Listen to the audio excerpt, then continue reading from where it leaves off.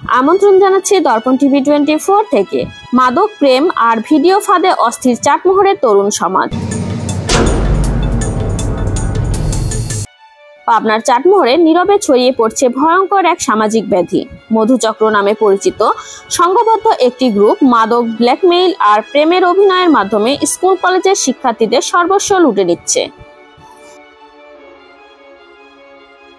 অনুসন্ধানে জানা যায়, ফেসবুক, মেসেঞ্জার সহ সামাজিক যোগাযোগ মাধ্যমে প্রথমে বন্ধুত্ব করে ফাঁদে ফেলা হয়।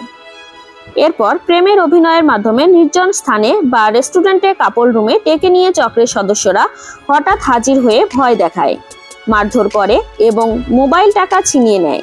পাশাপাশি গোপন ছবি ও ভিডিও ধারণ করে ব্ল্যাকমেইল করা হয়। ষষ্ঠ শ্রেণী থেকে কলেজ পড়ুয়া ছাত্রী পর্যন্ত এই চক্রে জড়িত থাকার তথ্য মিলেছে। তারা শুধু প্রেমের অভিনয়ে সীমাবদ্ধ নয়, বরং মাদক সেবন, নগ্ন ভিডিও ধারণ ও সমকামিতার মতো কার্যক্রমেও যুক্ত। এসব ভিডিও ধারণ করে লাখ লাখ টাকা হাতিয়ে নিচ্ছে চক্রটি।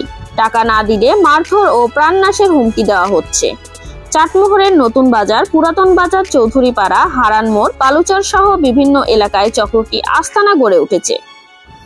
স্থানীয় শিক্ষক ও সচেতন মহল বলছেন, দ্রুত প্রতিরোধ ব্যবস্থা না নিলে ভয়াবহ সামাজিক বিপর্যয় দেখা দেবে।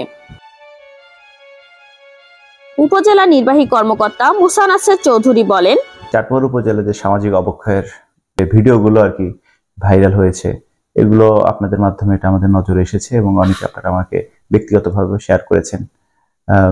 তো বিষয়টা আসলে খুবই দুঃখজনক।